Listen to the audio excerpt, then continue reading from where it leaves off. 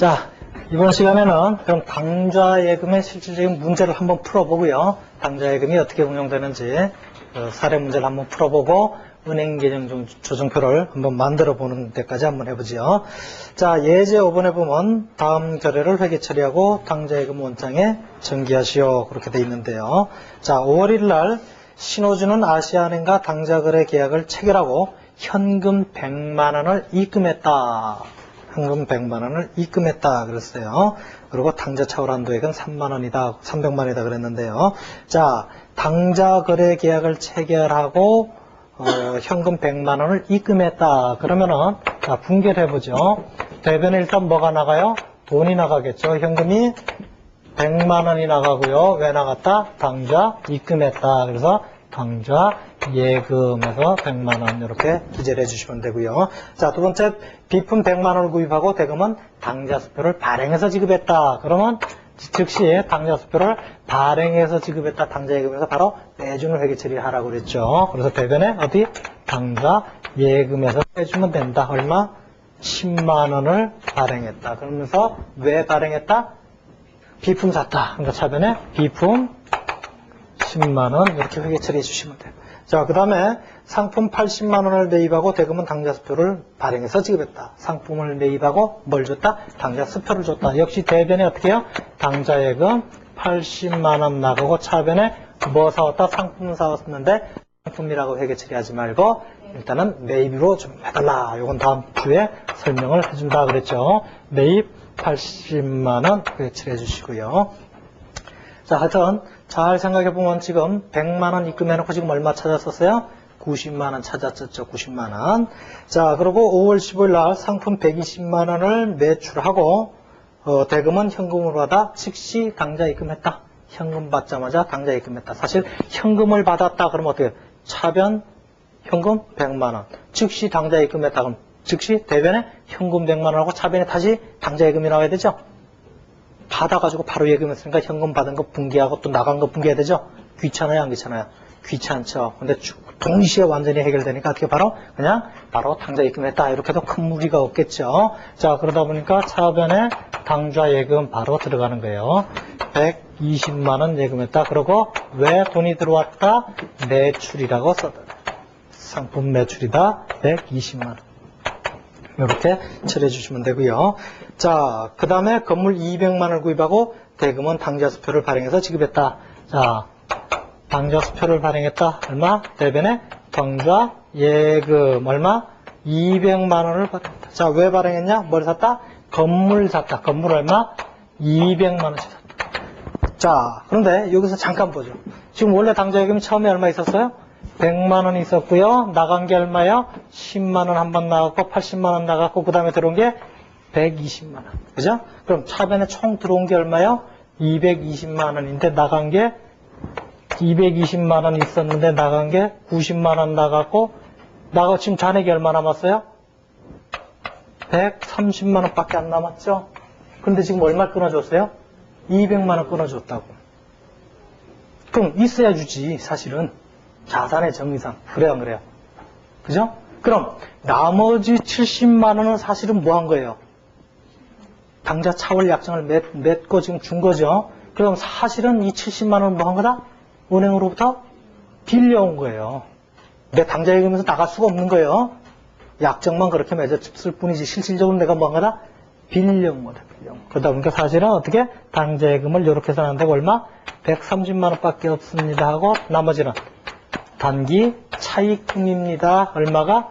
70만 원은 차입금입니다. 이렇게 회계 처리를 해줘야 돼요. 나머지는 내가 통장 잔액을 오버한 금액이니까 그건 뭐예요? 빌려온 거니까 단기 차입금입니다. 이렇게 처리하셔도 되고요. 근데 실무적으로는 그냥 당좌예금 200만 원 이렇게 하기도 해요. 그리고 끝에 가서 당좌예금 쪽이 마이너스다. 대변이 크다. 그러면 나 그 대변하고 차변의 차익을 뭘로 보는 거예요?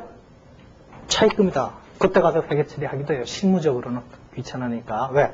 너무나 자주 들어오고 나가고 하죠. 계속 당좌예금의 특성이 들어오고 나가고 하니까 실무적으로는 그렇게 하는데 여러분들이 책에서는 그냥 이렇게 정확히 해주시면 되고요. 물론 좀 고차원적인 시험에서 이런 사회사한 내용까지는 그렇지만 하여튼 실무적으로는 그렇게 한다. 아직 여러분들이 그냥 상식적으로 알아두시면 되고요. 자, 그 다음에 현금 100만 원을 당좌 입금했다 그랬어요. 자, 요렇게 회계 처리한 경우에는 100만 원을 입금했다 그러면 사실은 70만 원은 옛날에 빌린 거 갚았다. 나머지만 입금하다 그래 된 거죠. 지금 70만 원을 빌린 상태니까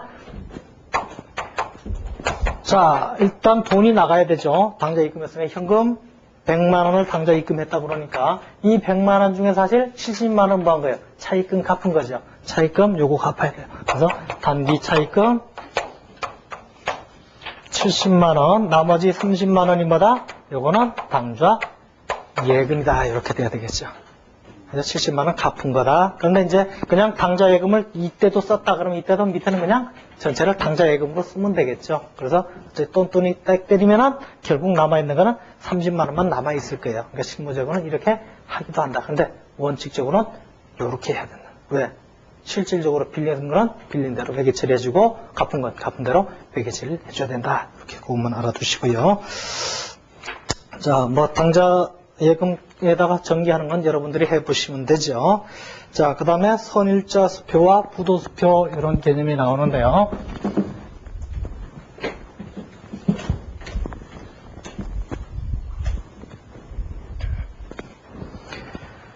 자, 선일자 수표가 뭐냐면은 말 그대로 먼저 선자예요. 선일자. 날짜가 어떻다는 얘기예요. 날짜. 일자가 어떻게? 앞선 날짜는 앞선 날짜. 이게 선일자 수표. 자, 뭔 말이냐면은, 자, 내가 외상으로 물건을 사왔어요. 물건을 사와서, 야, 외상으로 좀 사자. 그런데 저쪽에서 싫어. 그럴 수도 있죠. 평소에 걸어하던 친구인데도, 야, 외상으로 좀 하자. 그러니까 싫어. 그러더란 얘기예요. 돈 없는데 어쩌지? 그럼 어쨌든 네가 나를 돈 언제 갚을지를 나한테 얘기해봐. 그래서 10일 있으면 돈 들어와. 그래요? 그러면 수표 한 장 끊어줘. 돈 없다니까? 그래도 끊어줘. 뭐 네가 그럼 저 은행 가서 내면 부도나는데 내가 안 할게. 이렇게 약속을 하고 끊은 게 뭐냐? 그게 선일자 수표예요. 수표를 끊긴 끄는데 예를 들어 지금 11월 1일 날 수표를 끊는데 사실은 이 날짜로 끊어야 돼요. 이 날짜로 끊어야 되는데 저쪽에서 돈이 없으니까 이 날짜로 끊지 말고 11월 10일 날짜로 발행일을 11월 10일 날 수표를 끊은 걸로 하자 하고 약속하는 게 선일자 수표예요. 그러면서 내가 은행에 수표를 언제 갖다 낸다? 요 날 갖다 내겠다. 근데 어음수표법상에 의하면 어음수표법에 의하면은 요때 요렇게 발행이 됐더라도 이 날 갖다 내도 돈 줘야 돼요, 사실은. 어음수표법에 의하면 그런데 왜? 수표가 발행됐기 때문에 어쨌든 지급해야 된다. 이렇게 뭐 그까지는 여러분들이 알 거 없고 어쨌든 줘야 되는데 약속을 한 거예요. 이날 은행에 제시를 할게. 약속을 했어요. 서로 믿고 한 거죠. 서로 믿고 한 거예요. 자, 그러다 보니까 사실은 원칙적으로 이날 돈을 줄 의무가 발생을 하는 거예요. 사실은 수표법상. 그러나 그 일반적인 상거래라는 게 서로 상호 신뢰하에 계속적인 거래가 일어나는 거죠. 그러니까 이날 제시하겠구나. 이날 은행 가서 찾아가겠구나 라는 약속을 믿고 이제 끊어준 거예요. 그러다 보니까 이렇게 끊은 게 꼭 약속어음을 끊어서 지급한 거하고 동일하다 이거예요. 성격이 지금 약속어음을 안 배웠죠. 다음 시간에 다음 주에 배울 건데요. 어쨌든 약속어음을 끄는 거하고 비슷한 성격이기 때문에 보통 이거를 약속어음 거래로 회계 처리를 해요. 원래는 당좌예금에서 빼야 되는데 당좌예금에서 뺄 수가 있어요, 없어요? 못 빼잖아요. 마이너스가 되잖아. 당좌수표를 끊었다. 그래요. 이날 회계 처리를 해야 되면 못하죠. 그러니까 이날 하면서 어떻게 회계 처리한다? 보통 약속어음을 준 걸로 회계 처리를 한다. 약속어음을 내가 줬다 그럼 뭐예요? 내가 나중에 돈을 줘야 되죠? 그러니까 그건 지급어음이다. 내가 약속어음을 받았다 그럼 뭐예요? 돈을 받을 거죠? 그러니까 받으러음 이렇게 하는 거예요. 그러니까 매출을 할 때 그냥 맨입으로 싹 할 때는 뭐라? 외상 매출금. 거기다 내가 돈 언제까지 갚으마 하고 써주는 게 어음을 주고받았다 그러면 매출한 사람 입장에서는 받을 돈이니까 받으러. 매입한 사람 입장에서는 줄 거니까 지급어음 그렇게 표현을 하는 거예요. 그 어음거래는 6장에서 우리가 공부할 거고요. 자, 어쨌든 선일자 수표를 이렇게 발행한 경우에는 통상적으로 저기 이제 선일자 수표 내지는 받으러음 계정으로 한다. 받으러음. 선일자 수표를 받았다 그럼 받으러음. 준 경우에는 지급음 이렇게 한다. 당좌예금에서 빼는 게 아니라 왜냐면 수표라는 게 즉시 지급이 돼야 되는 거예요. 수표라는 게 정상 즉시 지급이 돼야 되는데 즉시 지급을 안 하기로 또 즉시 요구를 안 하기로 약속을 하고 있기 때문에 약속음을 발행한 효과랑 동일하기 때문에 약속음으로 분별한다. 그래서 끊은 사람은 수표를 발행한 사람은 줘야 되니까 지급음, 받은 사람은 받을 거니까 받으름 그렇게 분별한다. 그리고 자 부도수표 은행에 갖다 집어넣는데 돈을 안 줘 그러더란 얘기야. 돈 안 줘 그러면 뭐라고 그래요? 부도수표 그렇게 하죠. 자 예제 6번을 풀어보죠. 1번 과거에 상품 50만 원을 매출하고 대금은 동전 발행 7일 후의 선일자 수표를 받다 그랬어요. 자 지금 여러분들이 지금 한자 세대가 아니기 때문에 지금 가끔 이상한 용어 조금 생소한 용어들이 많이 나오는데요. 동전 발행 풀다 보면은 동점 이런 게 있고 당점 이런 게 나와요. 동점, 당점. 자, 이 문제를 한번 봐요. 과거의 상품을 매출하고 대금은 동점 발행 7일 후의 선일자 수표를 받다 그랬어요. 그럼 동점이 어딜 얘기하는 거예요? 줄임말인데요. 동상점 그런 뜻이에요. 동상점. 동은 뭐예요? 같다는 뜻이죠. 같아요. 이어서 지금 같은 게 뭐밖에 없어요? 과거 주식회사밖에 없어요. 그러니까 과거에 상품 50만 원을 매출하고 대금은 과거 주식회사 발행 과거 조금 있다 또 과거 어때요? 지겹죠? 그죠? 그러다 보니까 앞에 글을 나온 얘기를 또 쓸 때 뭐라고 한다가 동상점 그래. 동점 그렇게 표현을 해요. 근데 간혹 보면 또 당점 그래 놔요. 당점 그래. 그래서 당점은 뭐냐? 가끔 이제 요새는 별로 그런 말을 안 쓰는데요.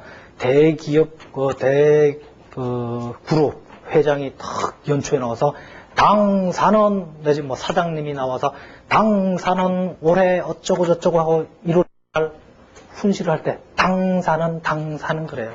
그럼 당사는 그럼 무슨 뜻이에요? 우리 회사는 그런 뜻이에요. 그러니까 당사자 그러죠. 당사자 나야 나. 그러니까 얘는 나. 얘는 영어로 치면 it, he 뭐 이런 거예요. 지시되는 거죠. 동작하면 앞에서 떠들었던 그거 it 사람 같으면 he, she 그죠? 계속 반복해서 할 때 영희는 뒤에 또 영희는 지겹죠. 그러니까 she 그러죠. 아니면 우리나라는 그녀는 그죠? 그거 할 때 동점 똑같은 상점은 앞에 얘기했던 상점 우리 상점은 당점 이렇게 표현을 해요. 자 어쨌든 과거의 상품 매출하고 과거가 발행한 수표를 받았다는 얘기죠. 근데 언제? 7일 후요. 7일 후 발행 7일 후. 그러니까 어떻게 뭘 받았다? 차변에 수표 받은 게 아니라 뭐 받았다? 어음 받았죠. 그러니까 차변에 받으름 대변에는 매출을 하고 받은 거죠. 자 그 다음에 현재의 외상 매입금을 지급하기 위해 40일 후 지급의 선인자 수표를 발행했대요. 이제 내가 발행했으니까 대변에 뭐예요? 지급음의 차변은 왜? 외상매입금 갚았죠. 차변의 외상매입금. 자 3번 가나상사의 외상매출금을 동사발행 당좌 수표로 받다. 동사가 어디요? 가나상사요. 자 그러니까 가나상사의 외상매출금을 당좌 수표로 받았다. 그럼 분개해봐요. 차변 어떻게 해요? 수표 받았으니까 뭐요? 수표 받았다고 그랬지 예금했다고 그랬어요. 뭐야? 현금 받았죠. 남이 발행한 수표, 타인 발행한 수표, 자기 수표 받으면 뭐예요? 현금이에요. 차변에 현금 40만 원 받았어요. 대변에 뭐 받았어요? 외상매출금 받았어요. 자, 그러고 난 다음에 네 번째에서 가나상사 발행 당좌 수표를 거래은행에 입금했대요. 자, 수표 받았으니까 어떻게 해요? 입금했대요. 그러면 어떻게 해요? 현금 빠지죠. 대변에 현금 40만 원 빠지고 차변에는 뭐라 그래요? 당좌 예금 40만 원. 자, 이렇게 갖다 주고 돈 바로 달라고 하면 줘요? 안 줘요? 안 준다고 그랬죠. 언제 준다? 그 다음날 줘요. 그 다음날. 자, 다섯 번째. 가나상사 발행 당좌 수표 40만 원이 부도가 되어 당좌 예금에서 차감하였다는 통지와 함께 수표를 돌려받았다. 환장을 받네. 자, 수표를 받아서 예금을 했어요. 일단 예금을 하면 내 통장에 찍어주죠. 내가 돈은 못 찾더라도 일단은 찍어줘요. 그럼 그 옆에 보면 은행에 따라 다르지만 뭐 자기가 수표 내지는 뭐 무슨 수표 이런 식으로 찍어주는 은행이 있어요. 물론 뭐 은행마다 조금씩 다른데요. 자, 그렇기 때문에 어쨌든 수표를 입금했을 때 돈을 안 준다. 언제 준다? 그 다음날 아마 요새 3시인가 몇 시인가 정확히 모르겠는데 모여가지고 2시인가 모여서 어쩌고저쩌고 3시부터 주나 그래요. 3시 지나서 아 이게 도난 수표가 아니다. 내지는 통장에 잔액이 있다. 그럼 주고 없으면 못 줘 하고 그냥 못 줘 하는 게 아니라 내 통장에 이미 예금에 찍어줬죠. 그럼 어떻게 해요? 돈 못 주니까 바로 빼요. 당연하겠죠. 은행 통장에 찍어줬죠. 수표 예금하면. 그리고 그 다음날 돈을 못 주는 경우에 어떻게 해요? 즉시 빼버리고 수표를 야 쪽지 들고 가, 휴지 들고 가 그러고 줘버려요. 왜? 휴지잖아요. 수표가 아니라 돈이 없으면 못 주는 거예요. 그러다 보니까 은행에서 어떻게 했다? 40만 원이 부도났으니까 네 통장에서 뺐지롱 하고 즉시 빼고 바로 휴지 쪽지 줬다는 얘기예요. 휴지 됐죠. 그럼 일단은 당장 뭐 해야 돼요? 나는 뭐 해놨어요? 당좌예금 해놨죠? 그럼 어떻게 해요? 즉시 빼야죠. 당좌예금. 은행에서 내가 빼든 안 빼든 일단 은행에서 뺐어요. 그건 나하고 뭐 상관도 없어요. 지가 빼고 그 다음에 뭐 얘기를 하는 거예요. 일단 40만 원 빼고 나는 종이 쪽지 돌려받았죠. 억울하지만 받았어요. 보통 이제 그렇게 받았다 그러면 어떻게 표시하냐면 보통 이제 부도수표다. 이런 식으로 보통 표시를 해요. 부도수표. 자, 그런데 부도수표라는 게 일단 현재 당장 부도를 놨는데 영원히 못 받을 건지 내일 모레 받을 건지 한 달 후에 받을 건지 그건 모르죠. 이 부도수표라는 의미의 부도는 났지만 완전히 못 받는다, 받는다 그런 의미의 내용이 있어요, 없어요? 없어요. 자, 그런데 어쨌든 부도수표니까 비용이에요? 수익이에요? 아니죠. 어디로 가야 돼요? 어쨌든 대차대표 저쪽으로 가야 돼요. 자산으로. 자, 역시 부도수표가 1억 있는데 이 회사의 총자산이 2억. 총자산이 2억 있는데 혹시 받을지 못 받을지 모르는 돈이 1억 있음. 결정이 아주 유용한 정보가 되겠네요. 그죠? 아니죠. 2억인데 1억 받을지 못 받을지 자산인지 아닌지조차도 모르는 놈이 끼어들어가 있다는 얘기예요. 의사결정에 유용한 정보가 안 되는 거예요. 1억이면 1억이지 왜 이렇게 지저분한 얘기. 그러다 보니까 이런 내용은 정확하게 밝혀야 돼요. 그래서 결산 시에 통상적으로 결산 시에 이 돈을 곧바로 받을 것 같다. 짧은 기간에 내일 모레 받을 것 같다. 그러면 지금 얘의 그 전임자가 누구였어요? 사실은 전임자가 외상매출 했죠?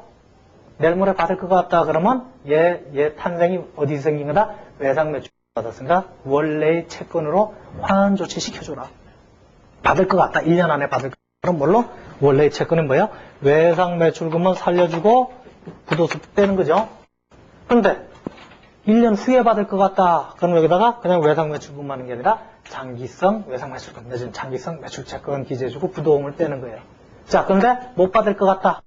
그러면 일단은 부도수표 뺐죠. 빼놓고 여기다가는 나중에 배우겠지만 육정에서 배우겠지만 대손 충당금이다. 이때를 대비해서 내가 쌓아놨지롱 하는 게 있어요. 대손 충당금이라는 게 그건 그때 가서 배우기로 하고요. 어쨌든 자 부도가 나면 이렇게 처리했다가 받을 것 같다. 그러면 본래의 채권으로 돌려주고 못 받을 것 같다. 장부에서 빼버리자. 이런 회계 처리를 하자 하는 게 그 내용이고요.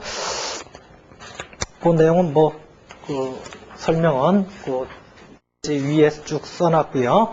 자, 그 다음에 116페이지 보면 은행계정 조정표다 그런 게 나오는데요. 자, 아까 설명을 했지만 이 은행계정 조정표라는 게 뭐냐면은 은행의 잔액하고 은행 통장 잔액하고 내 장부상 잔액하고 일치하지 않는 경우가 거의 99.9%더라는 얘기예요. 그러다 보니까 어떤 게 정확한지를 정확히 밝혀서 그 정확한 금액을 장부에 기재를 해야만 결정이 유용한 정보가 되는 실질적인 내 돈이 되는 거니까 통장 잔액이. 자, 그래서 그걸 밝히는 과정이 뭐다?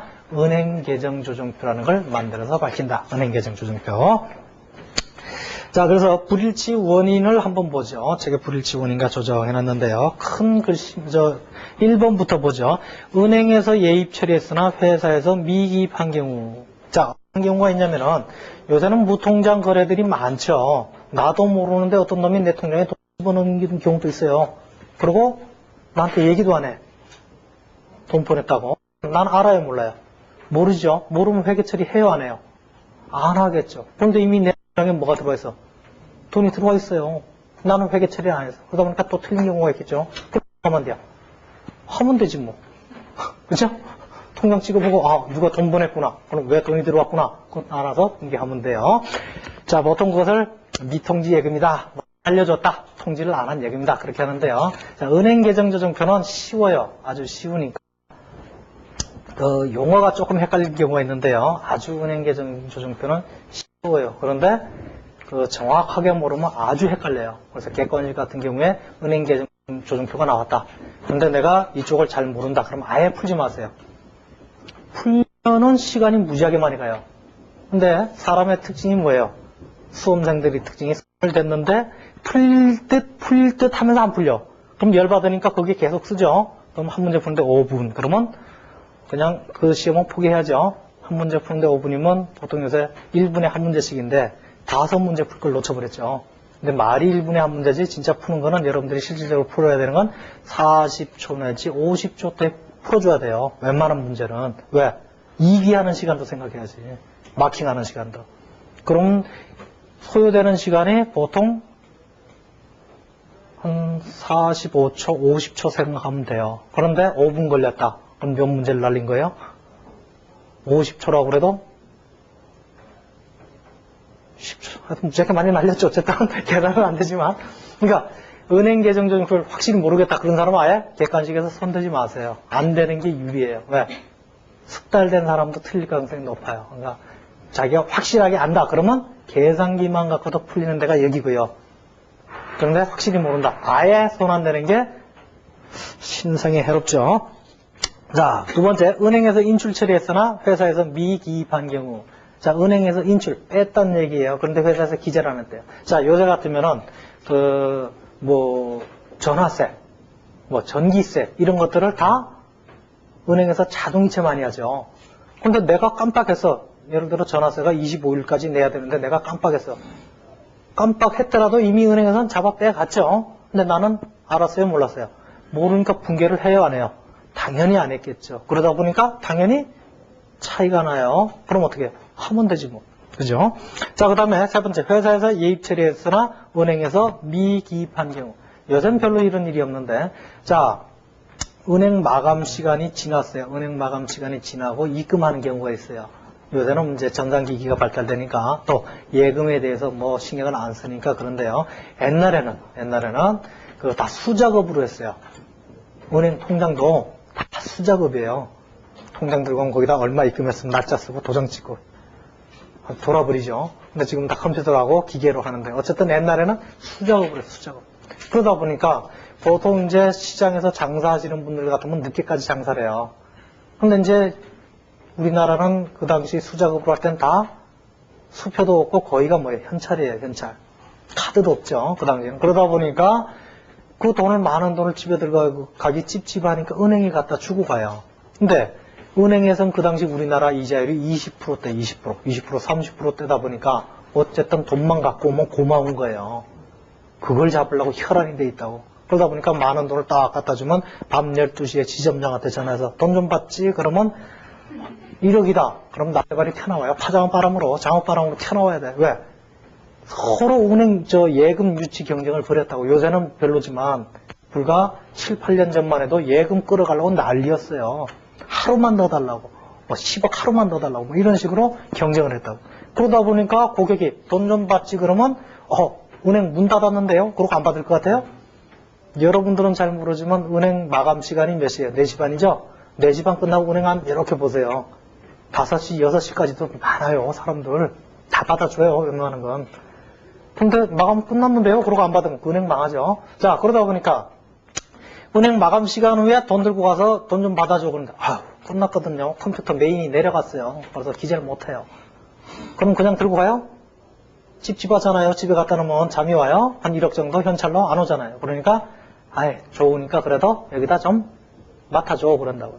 그럼 내일 아침에 기재해드릴게요. 통장에 이럴 수가 있다고. 자, 그런 걸 바로 지금 이게 회사에선 입금을 처리했는데 은행이 어쨌든 갖다 줬죠. 근데 은행에서는 정리를 안 해주는 경우가 있어요. 요새는 별로 없지만 그게 바로 이제 그런 경우예요. 자, 그러다 보니까 회사에선 갖다 준 게 맞아요, 틀려요? 은행 갖다 제대로 줬죠. 근데 누가 안 했어? 은행이 잘못했어요. 그래서 우리 옛말에 똥 싼 놈이 치워라 그런 게 있죠. 자, 나는 제대로 했는데 자가 제대로 안 했어. 그럼 누가 책임져야 돼? 자가 하면 돼요. 그러니까 네가 해야 그러면 되는 거예요. 물론 시험에 나갔을 때 네가 해 그러면 좀 맞아 죽죠. 4번 하차인가요? 예? 4번까지는. 자, 네 번째. 그거 이제 세 번째고요. 지금 회사에서 인출 처리했어요. 회사에서는 뺐는데 은행에서 미기입한 경우. 자, 아까 우리가 당좌 수표를 발행했다. 즉시 당좌 예금에서 잡아 뺐죠. 그런데 돈을 안 찾아가, 야가. 나는 붕괴했죠. 당좌 수표를 끊는 즉시 붕괴한다고 그랬어요. 붕괴했는데 자가 안 찾아갔어. 그럼 틀리죠? 그런 경우 어떡할래? 거기 이제 나는 발행을 했는데 기발행, 이미 발행했다는 얘기죠. 자가 안 찾아갔다. 미인출, 자가 안 해갔다. 자, 그런 거. 자, 그 다음에 기보류. 잘못된 건 고치면 되는 거예요. 자, 그럼 이제 이런 사례들이 있을 수가 있다. 그럼 은행계정조정표를 만들어보자. 은행계정조정표를. 자, 은행계정조정표를 만드는 방법이 이제 세 가지가 있는데요. 자, 어떻게 만들 거냐? 지금 우리가 대목표는 정확한 금액을 산출해서 회계 처리하자 하는 거였어요. 자, 그래서 은행하고 회사하고 일치시키자. 이게 이제 한 방법이에요. 근데 이게 사실 제일 좋은 방법이고 이 방법을 써야 되겠죠. 자, 그런데 이 방법만 쓰다 보면은 강의를 하시는 선생님들이나 또 책을 쓰시는 저자님들은 밥 굶기가 딱 알맞아요. 이거 하나만 설명하면은 10분 떠들어야 된다. 그런데 이걸 갖다가 늘려가지고 한 3가지로 나눠서 떠들면 어떡할까요? 30분 떠들 구찌가 되죠. 책도 3장을 써야 돼요, 말하죠. 그러다 보니까 이걸로 하면, 하나만 하면 되는데 이걸로 안 하고 하나 더 하자. 이게 보통 이걸 쓰고요. 자, 그럼 어떡하냐면, 자, 은행 잔액이 이렇게 있는데, 그럼 은행 잔액에서 출발해서 회사 잔액이 맞나 틀리나? 이렇게 한번 가보자. 이 잔액에서 출발해서 더하기 빼기 어떻게 해가지고 이 잔액하고 일치하는지 안 하는지. 그러니까 정확한 잔액을 구하는 게 아니라 여기서 출발해가지고 여기서 더하기 빼기 해가지고 이게 맞나 틀리나. 이걸 했으면 이제 또 뭐 해야 돼요? 이걸 한번 더 해야 되죠. 그래서 3가지 방법이 있어요. 3가지 방법. 그래서 역시 실무적으로는 이걸 하겠지만 수업용으로는 다 알아야 되죠. 근데 쉬워요. 쉬우니까 뭐 한 번만 논리만 잡아놓으면은 아무것도 아니니까 여러분들이 그렇게 하시고요. 또 은행계정조정표를 작성하는 방법은 기업회계 기준에 이렇게 작성해라 이런 말 없어요. 그럼 어떻게 하면 돼요? 여러분 내키는 대로 만들면 돼요. 근데 여러분 내키는 방법은 뭐 내키지가 않죠. 그러다 보니까 선배들이 하던 방법대로 만들어 주시면 돼요. 선배들이 하는 방법대로 대체적으로 만들어 주시면 되고요. 근데 결론은 더하기 빼기만 잘하면 돼요. 더하기 빼기만 잘하면 되고요. 그 방법은 기업회계 기준에 없으니까 일반적인 그냥 형식으로 하고 그러다 보니까 용어만 여러분들이 잘 이해를 하시면은 더하기 빼기니까 크게 어려운 게 없다. 그래서 첫 번째 방법으로 우리가 만들어보자. 그래서 예제 7번을 보면 자, 주 도후의 2001년 12월 31일 현재 당좌 예금 잔액은 85만 원인데 이렇게 문제가 나오는데 자, 그럼 85만 원이 이게 은행 잔액이란 얘기요? 회사 잔액이란 얘기요? 알아요? 몰라요? 헷갈리죠? 처음 할 때는. 왜? 헷갈리라고 그렇게 써놨으니까. 자, 그럼 헷갈리면 그 다음까지 한 번 더 읽어보자 이거죠. 은행의 통장 잔액은 129만 7천 원이다. 아, 이제 확실해졌네요. 조금 헷갈렸던 분들도 은행 통장에 129만 7천 원 찍혀 있는데 회사 잔액은 얼마? 85만 원이다. 그럼 두 개가 차이 나니까 잘 맞춰서 쿵짝쿵짝 해보자. 자, 그러고 불일치 원일 조사 결과 다음과 같은 내용이 판명됐다. 그리고 물어보니까 보니까 정확한 잔액을 파악하기 위해서 은행계정조정표를 작성해봐라. 그리고 필요한 경우 붕괴도 해라.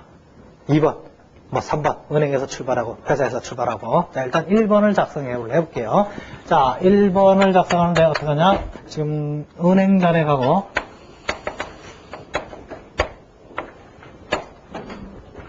자, 회사 잔액.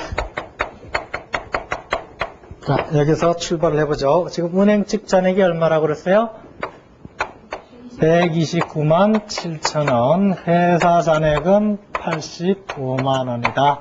그래놓고 어쨌든 밑에 와가지고 결과적으로 똔똔이를 만들자. 이건 하시면 되고요. 자, 발견 내용을 보니까 첫 번째, 매입처 가나상사에 지급한 수표 35만 원이 은행에서 지급되지 않았다.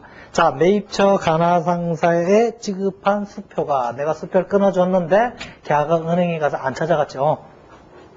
내가 잘못한 거 있나요? 나 잘 끊어주고 난 붕괴 잘했어요. 그런데 다만 자가 안 찾아갔을 뿐이에요. 그럼 누가 책임을 져야 돼요? 자가. 그죠? 자가. 자, 그게 얼마요?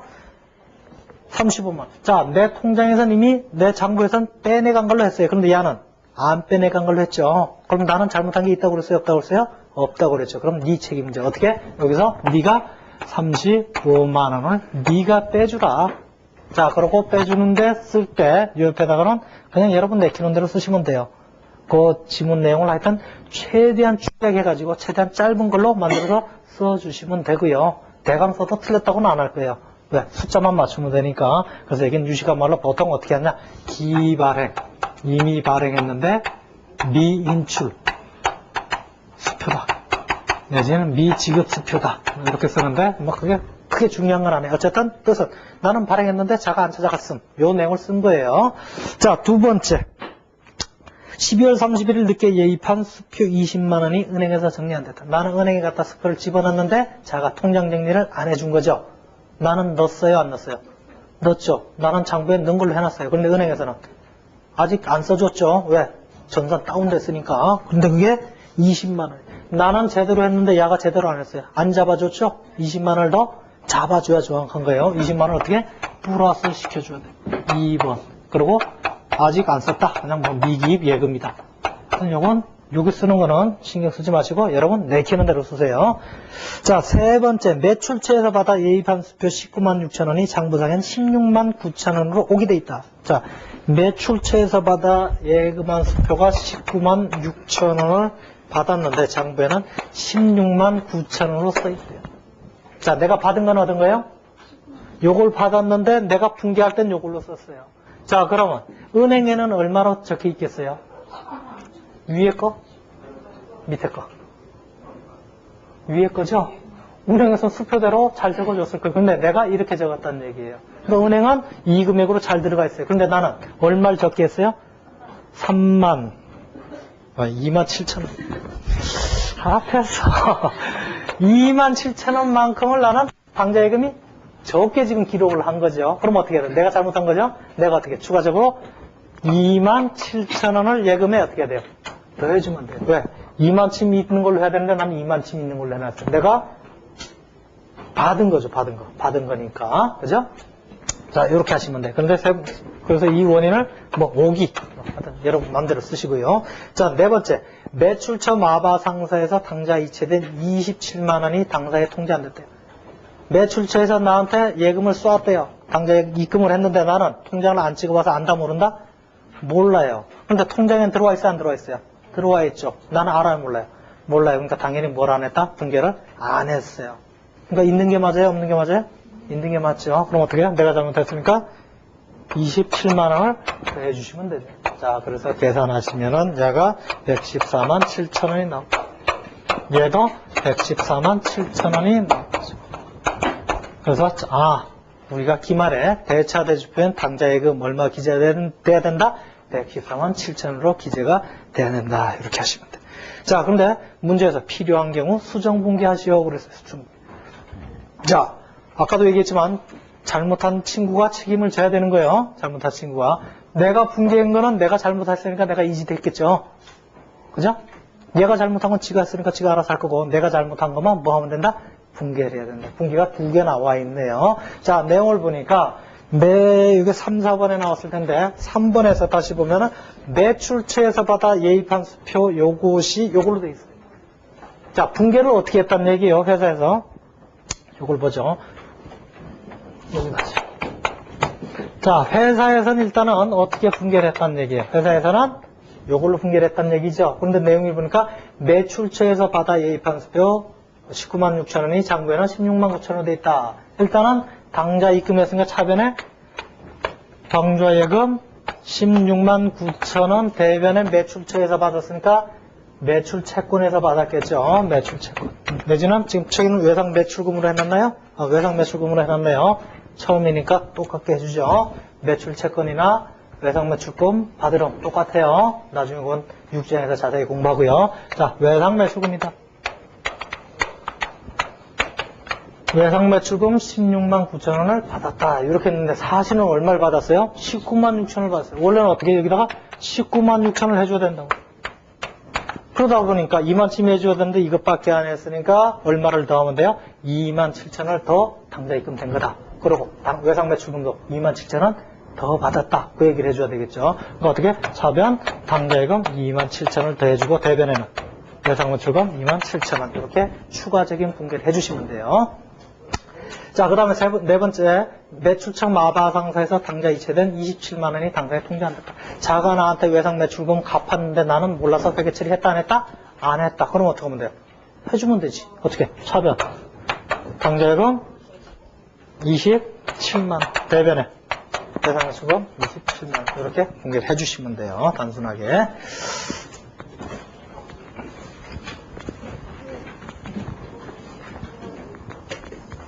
자, 이게 이제 첫 번째 방법이고요. 첫 번째 방법이고, 두 번째 방법이 아마 여러분은 회사에서 출발해서 은행 직잔액, 회사에서 출발해서 은행 직잔액이 129만 7천 원.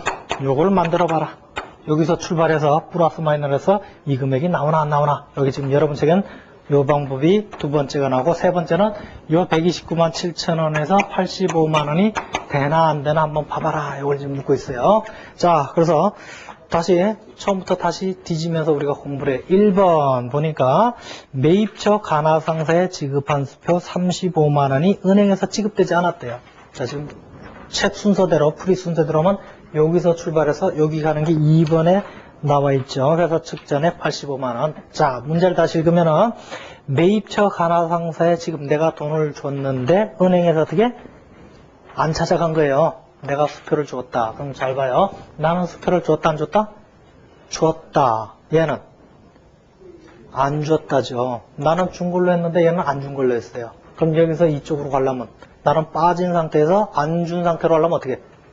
더해주면 되는 거예요. 얼마를? 35만 원. 35만 원을 1번에서 더해주면 되는 거예요. 자, 2번. 12월 31일 늦게 예입한 수표 20만 원이 은행에서 정리 안 됐다. 나는 정리가 됐어요, 안 됐어요? 입금했는데 얘는 입금했어요, 안 했어요? 안 했죠. 나는 했는데 얘는 안 했대. 그럼 어떻게 맞추면 돼요? 빼주면 되겠죠. 여기는 있죠. 여기는 없죠. 있는 데서 없는 데로 가려면 어떻게? 마이너스. 2번에서 20만 원. 자, 3번. 매출처에서 받아 예입한 수표 19만 6천 원이 장부상에는 16만 9천 원으로 돼 있다. 자, 수표가 매출처에서 받은 게 얘는 얼마로 돼 있어요? 19만 6천 원, 얘는 16만 9천 원. 나는 2만 7천 원을 적게 기재를 해놨죠? 적은 데서 큰 데로 가려면 어떻게 해야 돼요? 더해주면 돼요. 얼마를? 2만 7천 원. 자, 네 번째. 매출처 마바상사에서 당기했던 27만원의 당사에 통지 안 됐다. 자, 나는 27만원 기재해놨어요? 안 해놨어요? 안 해놨죠. 얘는 했어요. 그럼 어떻게 하면 돼? 없는 데서 있는 데로 가려면 27만원을 더해주면 되겠죠. 얘는 기재가 안 돼 있고 얘는 기재가 돼 있죠. 아니에요? 매출처 마바상사. 응. 얘는 은행 통장에 들어와 있고 나는 모르니까 안 해놨지. 그러니까 작은 데서 큰 데로 가려면 어떻게? 더해줘. 그러니까 작은 데서 큰 데로 갈 땐 더해주고 큰 데서 작은 데로 가는 거는 빼주시면 돼요. 이렇게 하시면 아마 맞을 거예요. 아마. 자, 그 다음에 이제는 은행에서 출발해서 회사 측 잔액이 맞나 틀리나 검증을 해보자는 얘기예요. 자, 다시 1번부터 가요. 매입처 가나상사에서 지급한 수표 35만 원이 은행에서 지급되지 않았다. 자, 가나상사에 지급한 수표가 은행에선 지급 안 됐다. 나는 지급했다 안 했다? 했다. 얘는 안 했다. 어떤 쪽이 커요? 이쪽이 큰 데서 작은 데로 가려면 어떻게? 얘는 빼야 돼요. 35만 원을 빼야 돼요. 자, 두 번째. 늦게 예입한 수표 20만 원이 은행에서 정리 안 됐다. 나는 집어넣었다. 얘는 안 집어넣었다. 어떤 쪽이 커요? 여기가 크죠? 나는 집어넣었다. 예금에 집어넣는데 얘는 안 집어넣었어요. 그럼 어떻게 해요? 작은 데서 큰 데로 가려면 어떻게 해? 더 해야지. 20. 자, 세 번째. 매출처에서 받아 예입한 수표 19만 6천이 16만 9천으로 돼 있다. 자, 여기는 어디가? 여기 19만 6천 원, 얘는 16만 9천 원. 얘는 많이 있고 얘는 적죠. 많은 데서 적은 데로 가려면 어떻게? 빼면 돼. 2만 7천 원 빼면 돼.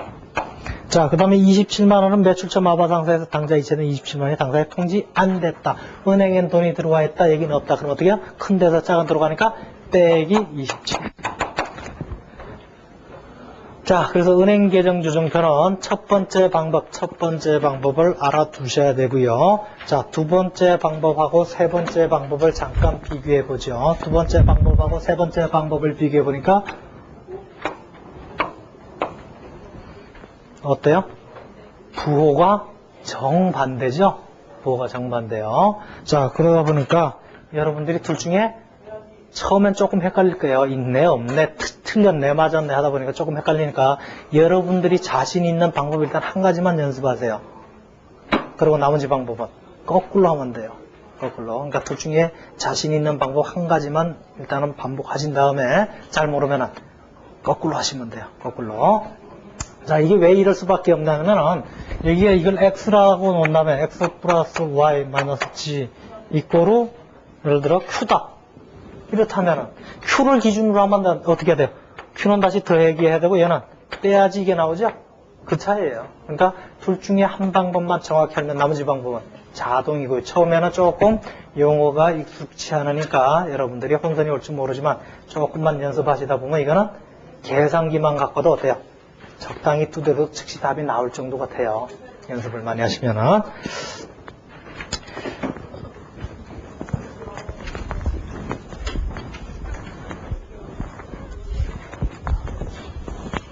자, 은행 예정 조정표를 했고요. 자, 그 다음에 네 번째 테마가 현금 등가물 나오죠. 현금 등가물. 자, 아까 읽었죠? 아까 현금 등가물. 그래도 한 번 더 읽어보죠. 자, 현금 등가물 한자를 써놨어요. 가치하고 가치가 어떻게? 같은 비스무리한 물건이다 이거죠. 자, 그래서 읽어보면 큰 거래 비용 없이 현금으로 전환이 용이하고 이자율 변동에 따른 가격 변동 위험이 중요하지 않은 단기 매매 증권 및 단기 금융 상품으로서 취득 당시 만기가 3개월 이내다. 그래서 왜 취득 당시 3개월이냐? 또 여러분들이 주의하셔야 될 게 단기 금융 상품이나 단기 매매 증권도 뭐가 될 수가 있다? 현금 등가물이 될 수가 있다. 왜? 기간으로 분류하니까 그것만 알아두시고요. 자, 그 다음에 네 번째 나오는 게 단기 금융상품 나와요. 단기 금융상품. 자, 아까 간단하게 현금 및 현금 등가물에서 설명을 했죠. 각종 금융상품들이 있는데 옛날엔 현금, 예금 분류하다가 지금은 그렇게 했을 경우 과연 예금의 성격과 유가증권의 성격을 동시에 갖고 있는 친구들이 등장했을 때 써먹을 데가 없다고 그랬죠. 그래서 이제 기간을 가지고 분류를 한다. 기간을 가지고. 자, 그래서 어쨌든 기간을 가지고 분류를 하는데 취득 당시 만기가 3개월 이내다. 그럼 어떻게 해요? 현금 등가물 1년 이내다. 단기 금융상품 1년을 초과한다. 그러면 장기 금융상품에서 투자자산으로 분류를 한다고 그랬죠. 자, 예제 8번을 보죠. 다음 미래자료를 사용해서 2001년 12월 말 대차대조표에 표시될 계정과목과 금액을 결정해봐라. 현금 5만 원 있대요. 뭐예요? 현금 및 현금 등가물. 지금 뭘 하냐면 현금 및 현금 등가물 단기 금융상품이냐 장기금융상품이냐 기타 등등을 어떤 성격으로 분류를 해야 되느냐를 지금 보는 거예요. 자, 현금은 당연히 현금 및 현금 등가물 그렇게 되고요. 자, 당좌 예금을 보니까 A은행 당좌 예금 잔액이 9만 원 있고요. C은행 당좌 차월 잔액 9만 원에서 두 개 합계가 플러스 마이너스 돼서 제로가 있다는 얘기예요. 자, 그럼 당좌 예금 잔액은 얼마요? 제로 해가지고 현금 및 현금 등가물의 당좌 예금은 제로 이렇게 하면 되죠. 그렇게 하면 안 되죠. 객관식 공부하시는 분들 심각하게 생각하셔야 돼요. 아까 당좌 예금은 내 예금이 있는 거예요. 그러니까 뭘로 가요? 현금 및 현금 등가물로 가요. 당좌 차월은 뭐라고 그랬어요? 빌린 거예요. 자, 우리가 대차대조표 작성 기준에 뭐라고 그랬어요? 총액주의다. 자산과 부채를 상계 처리하지 말라 그랬죠. 어쨌든 내가 돈 들고 있는 거 9만 원, 빌린 거 9만 원이에요. 그러니까 어떻게? 9만 원은 당좌 예금에서 현금 및 현금 등가물로 가고요. 빌린 거 당좌 차월은 어떻게? 단기 차입금 9만 원 이렇게 따로따로 기재를 해주셔야 돼요. 자, 세 번째 정기예금 해놓고 3개월 만기 그러니까 어디로 가요? 그렇죠. 현금 등가물. 8개월 만기 단기 금융상품 3년 만기 장기 금융상품. 그래서 투자자산으로 가죠. 그 다음에 네 번째 어음관리구자 해놓고 뭔진 모르지만 5개월 써놨네요. 뭐야? 단기 금융상품 그렇게 여러분들이 분류를 해주시면 돼요. 자, 그래서 지금 현금 및 현금 등가물까지 우리가 살펴봤고 단기 금융상품까지 살펴봤죠. 그래서 당좌예금의 대표 선수인 현금 및 현금 등가물, 단기 금융상품 살펴봤고요. 자, 유가증권 조금만 살펴보고 우리가 가도록 하죠. 유가증권. 자, 유가증권이 뭐냐? 유가증권.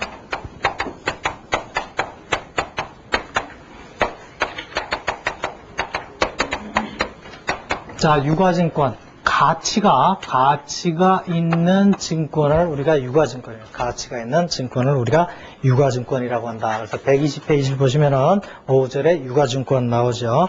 자, 사실 유가증권 하면은 여러분들이, 경상대 계통에 계신 분들은 유가증권 하면 제가 뭐 굳이 설명을 안 해도 다 아시는데요. 다른 뭐 이과대라든지 뭐 문과대, 뭐 공대 이런 데 계신 분들은 참 힘든 부분이, 회계가 힘든 부분이 바로 이런 데 있어요. 주식이 뭔 줄 몰라요. 근데 주식이 뭔 줄 모르는데 그 이유는 주식이 뭔 줄 모르는 게 아니라 주식회사가 뭔 줄 모른다는 데 있는 거예요. 주식회사가 발행한 게, 주식회사의 주인이 주주회사, 주식회사의 주인이, 주주가 뭐냐? 주식회사의 주인.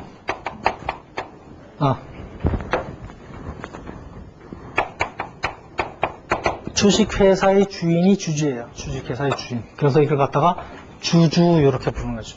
자, 그래서 주식회사의 주인이 주주인데, 자, 주주가 투자를 하는 거죠. 주식회사에 나 돈을 이만큼 투자를 했다. 투자를 했는데 말로만?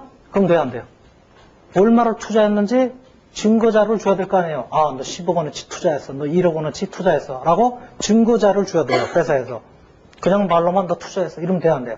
안 되죠. 그러다 보니까 네가 이만큼 투자했어 라고 증거자료를 줄 때 뭘로 주느냐? 그걸 갖다가 주식회사에 주식이라는 걸 발행을 해요. 주식이라는 걸 발행해서 아, 너 이만큼 나한테 투자를 했어 하고 주는 게 주식이 되는 거예요. 주식.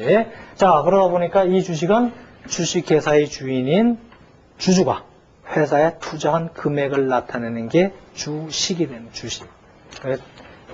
출자한 내용을 증거자료로 주는 게 주식이에요, 주식. 자, 근데 주식회사라는 게 말 그대로 많은 사람들이 이제 많은 거대 자금을 조달하기 위해서, 많은 사람들로부터 거대 자금을 조달하기 위해서 이제 생긴 게 주식회사인데요. 사실 주식회사에 생긴 배경을 조금 살펴봐야 여러분들이 주식이 뭔지를 또 이해하게 돼요. 사실 주식회사라는 기업 형태가 등장한 게 여러분들이 아마 중고등학교 때 배웠을 거예요. 영국에서 산업혁명이라는 게 일어났죠. 산업혁명 전에는 어떤 기업의 형태가 있었어요? 거의 간의 수공업, 거의 개인기업 수준이었어요. 개인기업.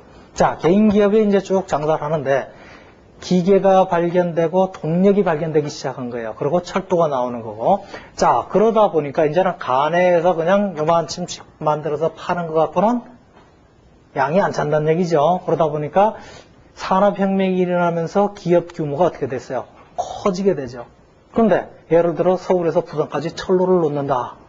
그러면 개인이 놓을 수 있을까요? 없을까요? 불가능한 거예요. 개인이 놓기가. 그러다 보니까 여러 사람으로부터 돈을 출자를 받아야 되겠다. 여러 사람으로부터 출자를 받아가지고 기업을 만들어야 이 거대 자금이 들어가야 뭐 철도, 뭐 항공기, 뭐 운하 이런 것들을 만들 수가 있더란 얘기예요. 그래서 여러 사람으로부터 돈을 끌어 모아야 되겠다. 여러 사람으로. 그래서 만든 형태가 처음에는 이제 동업을 생각해 봤어요. 동업. 친구랑 둘이 하자. 그런데 개인 둘이 해봤자 별 볼 일이 없겠죠. 또 여러 사람, 뭐 한 명 합자 해봤자 한 명 합자 유한회사 형태 한 명 합자 유한 주식 이렇게 있는데요. 그 유한회사 같은 경우는 50명이에요. 50명. 나머지도 뭐 한계가 있어요.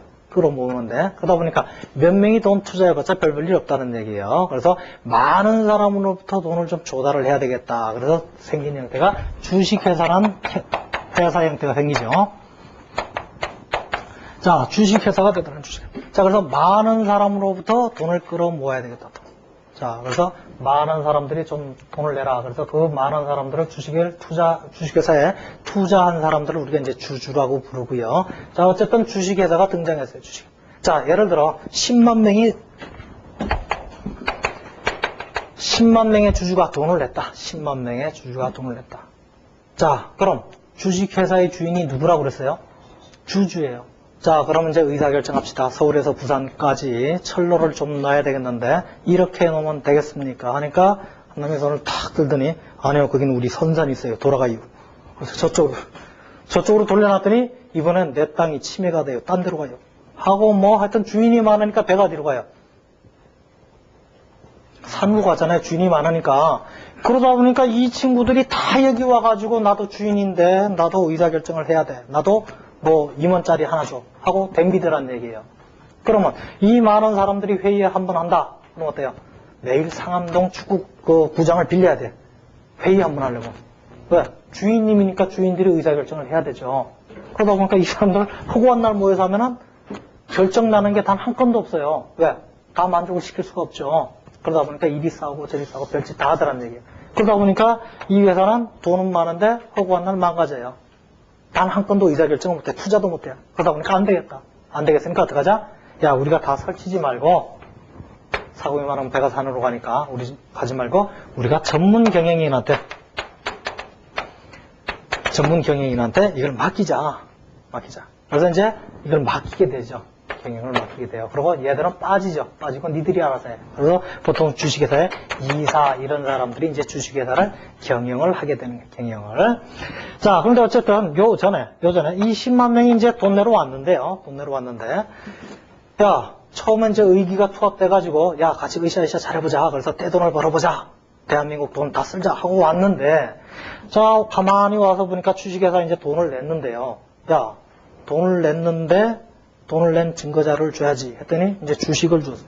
예를 들어 한 사람은 10억짜리가 있고 한 사람은 100억짜리가 있고 한 사람은 500억짜리 이렇게 쭉 나눠줬다고 가정해요. 이게 주식이에요.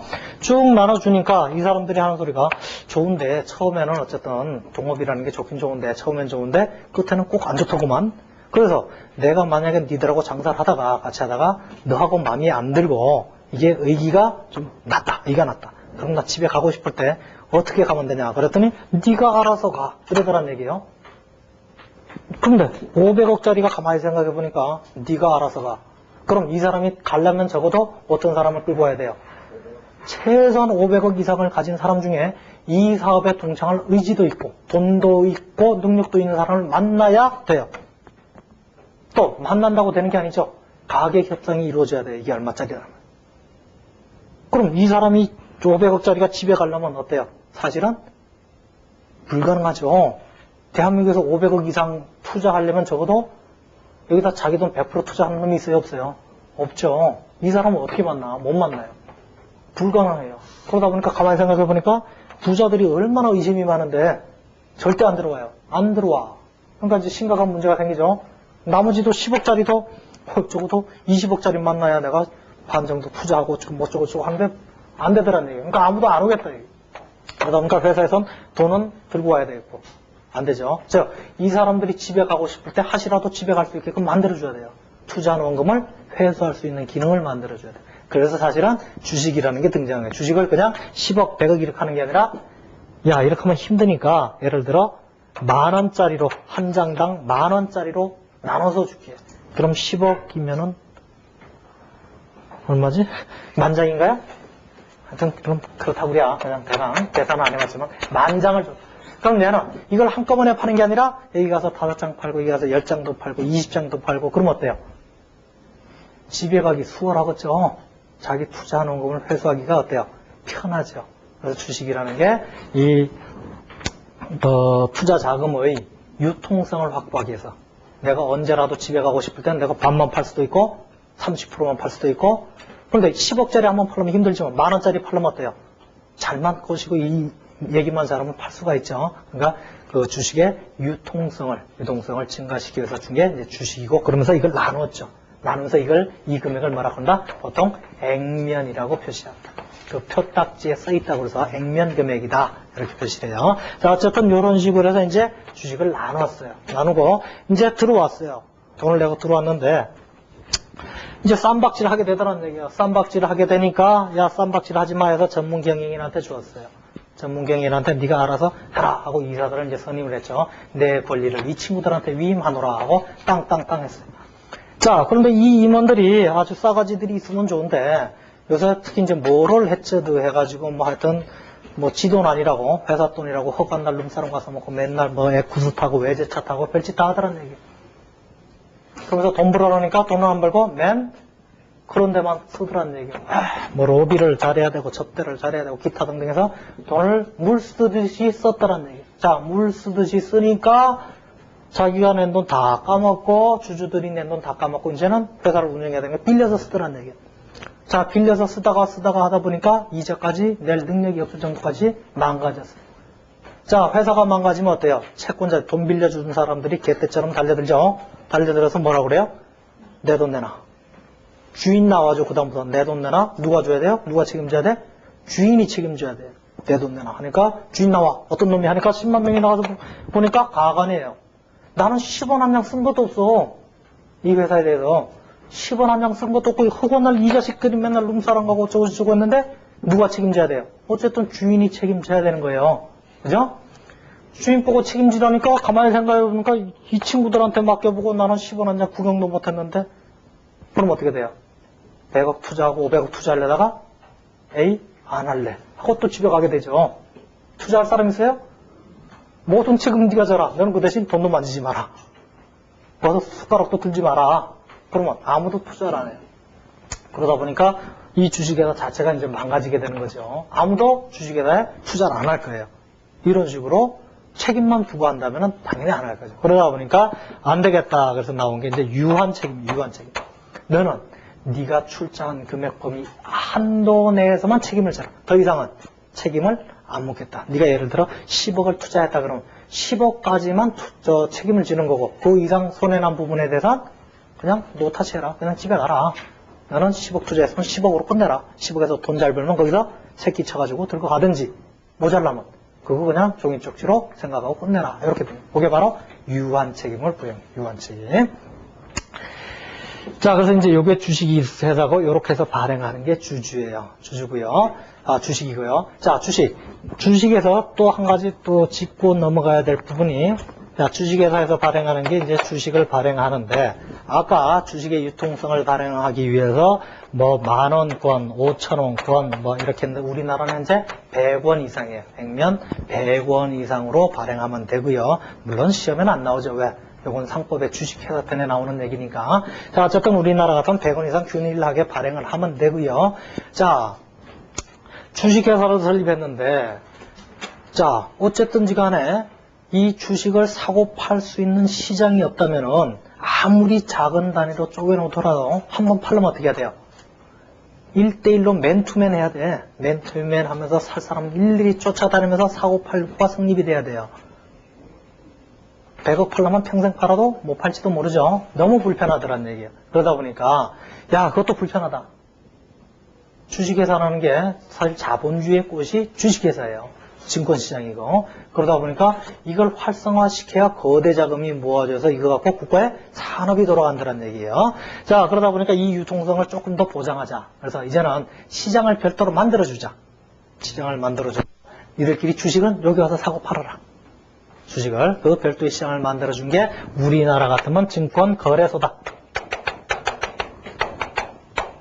증권을 거래할 수 있는 장소를 만들어준 거예요. 자, 그런데 증권거래소를 만들어 놓고, 야, 아무나 와서 거래해. 하면은 또 이제 개판이 나는 거예요.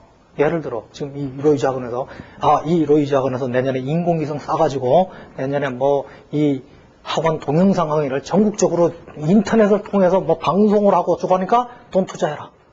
그래서 막 주주들로부터 돈을 끌어모아. 주주들로 돈을 끌어모으는 장소가 어디라고 그랬어요? 증권거래소예요. 그런데, 여러분들이 아니까 한 놈도 투자 안 하겠지. 그죠? 근데 저쪽 촌에 있으신 분은 그 회사 좋은가벼? 원장도 말 잘하더구만. 믿을만해요. 그러고 주식을 막 사. 근데 그 돈 갖고 인공위성 싸요 안 싸요? 안 싸죠. 그 돈 갖고 튀어야지. 능력도 없는데 뭐 해봤자. 그러니까 보나마나 그 돈 갖고 튈 거예요. 능력도 없는 놈들 그 짓 하면은. 그러다 보니까 선의의 피해자가 생기더란 얘기예요. 그러다 보니까 그 거래소에서 아무나 와서 도나 개나 와서 거래하면 안 된다라는 거죠. 왜? 모르는 사람들이 많다는 얘기예요. 전 국민이 피해자가 될 수 있다는 얘기예요. 그러다 보니까 적어도 여기서 거래를 하려면은 뭐 몇 년간 이익도 나야 되고 뭐 어쩌고 저쩌고 해가지고 여러 가지 조건을 두고 있어요. 그래서 최근에 그 생보사 상장 문제가 많이 거론되다가 지금은 또 안 된다고 그러죠. 올해 안 된대요. 내년에도 안 될 거예요. 왜? 제가 감독원에 처음 입사했을 때가 89년, 98년에 제가 근무 넣고 89년인가? 이때 입사했걸랑요? 이때 입사했더니 쭉 오래된 서류를 보니까 60년대에 생보사 상장 검토안이 있더라고. 60년도부터 검토했어, 이거. 내가 89년에 들어갔는데 60몇 년에 있더라고. 그게 돼봤어? 60년이 지금 2003년이요? 40년 동안 검토도 안 돼야. 왜? 서로 처먹겠다고 그러잖아. 이건 뭐 조금 곁다리로 가는 거니까. 어쨌든 힘들어요. 왜? 이 주식에서 이제 특징을 알면 재미있어요. 이제 다른 과목에서 제가 조금 설명을 할 거고. 재밌는 얘기니까. 시험은 절대 안 나는 얘기예요. 어쨌든 아무나 상장되면 안 돼요. 그죠? 그러다 보니까 이 상장에 일정한 조건을 두었어요. 왜? 국민들의 피해, 불특정 다수인들이 피해가 올 수 있으니까 능력이 있고 최소한 일정한 조건을 갖춘 친구들만 여기 와서 거래해라. 그래서 우리나라 같은 경우는 증권거래소다. 이걸 만들어서 여기서 거래해라. 그랬어요. 자, 그런데 여기서만 거래하다 보니까 우리 저쪽 DJ 정부 시절 초기에 뭐 벤처 산업을 육성하니 어쩌니 하면서 뭐 멘토 등록만 육성을 많이 했지만 어쨌든 그거 해가지고 엄청나게 어쨌든 벤처 산업들이 활성화됐죠. 자, 그런데 여기에 들어오는데 상당히 까다로운 조건을 뒀어요. 여기 와서 거래하는데. 그래서 여기 와서 거래할 수 있는 자격을 준 것을 보통 이제 상장이다, 상장. 요걸 갖다 우리가 상장시장이다, 내지 뭐 상장 주식이다 이렇게 표현하는데요. 장에 올라온 게 상장이에요. 밥상에 올라온 게 장에 올라왔다고 해서 상장. 그래서 이 주식을 상장 주식. 이렇게 얘기를 하는데요. 너무나 까다롭다 보니까 사실은 현대의 기업이라는 게 굴뚝산업만 있는 게 아니에요. 머리만 있으면 되죠. 머리하고 컴퓨터 몇 대만 있으면 그냥 굴러가요. 거기서 엄청난 부가 나올 수도 있다고. 사실 뭐 게임 산업이다 그러면은 컴퓨터만 있으면 되죠. 집에서 반바지 입고 하면 어때요? 그런 친구들이 필요하겠다라는 얘기예요. 이제는 굴뚝산업이 아니니까. 자, 그러다 보니까 그런 친구들은 절대 이 조건을 만족을 못 시켜요. 처음에는. 왜? 이익도 뭐 몇 년 나야 되고 어쩌고 까다로운 조건이 있다 보니까. 그러다 보니까 그런 친구들을 육성하려다 보니까 그런 친구들은 조금 위험하죠. 얘보다. 위험하니까 니들끼리 따로 모여서 한번 해봐. 사실 상장이 있고 비상장이 있는데 상장되지 않은 친구들은 다 비상장이에요. 자, 비상장 중에서 조금 싸가지가 있는 애들은 따로 모여라 그러면. 따로 모여서 니네끼리 한번 치고받고 한번 해봐.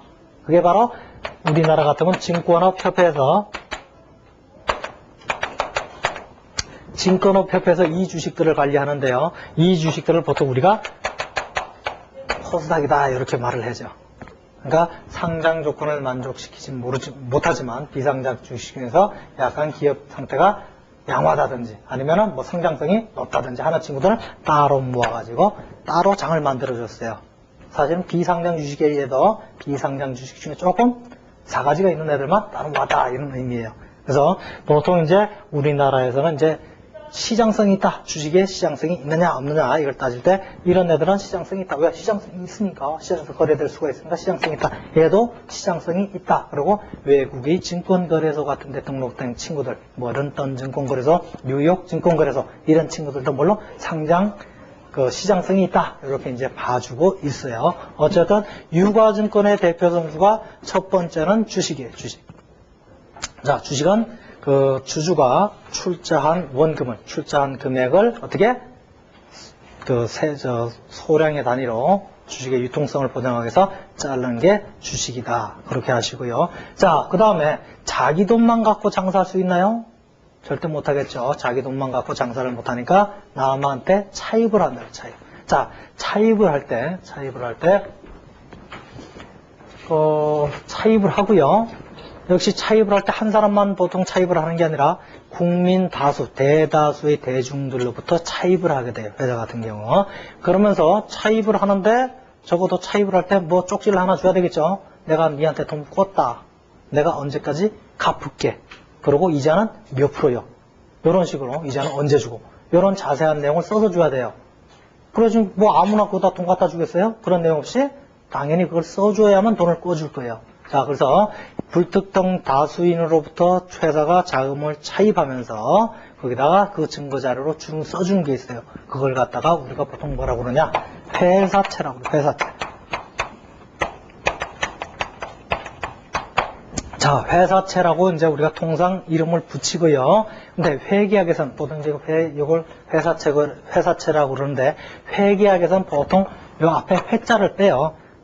당연히 회사에서 발행했겠지. 왜? 개인은 회사채를 발행 안 하니까. 회사가 아니니까. 당연히 회사에서 발행했겠지. 그러니까 굳이 앞에다가 힘들게 회계학 할 때 또 회자도 지겨운데 또 여기다 회자를 붙이려니까 얼마나 지겹겠어. 그러니까 회자를 빼고 그냥 회계사는 사채다 이렇게 표현을 해요. 사채다. 그러니까 우리가 일상생활에서 사채다 이렇게 표현하죠. 개인들 간에 돈을 빌리고 주거니 받거니. 그거는 어떻게 쓰는 거냐면 한자로 쓰면 사채 이렇게 쓰는 거예요. 우리 일반적으로 사회생활 할 때 사채하는 건 요 사채예요. 근데 회계학에서는 얘를 사채라고 안 하고 대여금, 차입금 이렇게 표현을 해요. 회계학에서는. 그리고 회계학에서 사채다 할 때는 요렇게 표현을 해요. 그냥 사채다. 근데 한자로 쓰면 요런데 그냥 한글로 쓰면 다 같이 사채죠. 근데 어쨌든 사채다. 회계학에서 하면 회사채를 의미하는 거고 사채다. 이렇게 안 쓴다는 얘기예요. 이거 했을 때는 차입금이다. 대여금이다. 이렇게 표현해요. 자, 그러다 보니까 돈을 빌리고 내가 너한테 돈을 빌렸다는 증거자료를 주는 게 요거예요. 자, 그러다 보니까 빌려준 사람 입장에서는 자산이에요, 부채예요? 돈을 빌려준 사람 입장에서는 자산이에요. 그걸 그래서 채권이라고 불러요. 빌려준 사람 입장에서 똑같은 거예요. 빌려준 사람 입장에서 야를 부를 때 뭐라고? 채권이다 이렇게 불러요. 채권이라고 부르고 분류를 유가증권으로 불려요. 자, 그리고 자, 빌려준 사람 입장에선 투자자가 되는 거고 이 채권의 소유자가 되는 거예요. 갖고 있는 사람. 자, 빌린 사람 입장에서는 뭐가 돼요? 채무가 되는 거예요. 채무. 부채가 되면서 걔를 사채라고 불러요. 빌린 사람. 돈을 꾼 사람 입장에서는 사채라고 표시를 하고요. 부채로 분류를 하고 걔를 사채라고 불러요. 그리고 사채의 발행자가 되는 거예요. 내가 너한테 돈 빌렸지 하고 차용증을 써주죠? 빌린 사람이 그게 바로 발행자, 사채의 발행자, 또 차입자, 이렇게 된 채무자. 이거는 부채가 되는 거예요. 이쪽에서는 돈을 꾸어준 사람, 돈을 투자한 사람, 사채를 갖고 있는 사람, 보유자는 누가 된다? 채권자가 되고 얘를 부를 때는 보통 채권이라고 부른다. 그래서 여러분 처음에 조금 주식이 조금 어렵고요. 나머지는 뭐 크게 어려운 게 없을 거고요. 어쨌든 주식하고 채권을 보통 우리가 유가증권이라고 하고요. 이 유가증권 역시 기간하고 투자 목적에 따라서 또 여러 가지로 갈라져요. 우리가 똑같은 매출채권 내지는 외상매출금이라도 기간이 짧으면 그냥 외상매출금, 기간이 길다 그러면 장기성 외상매출금.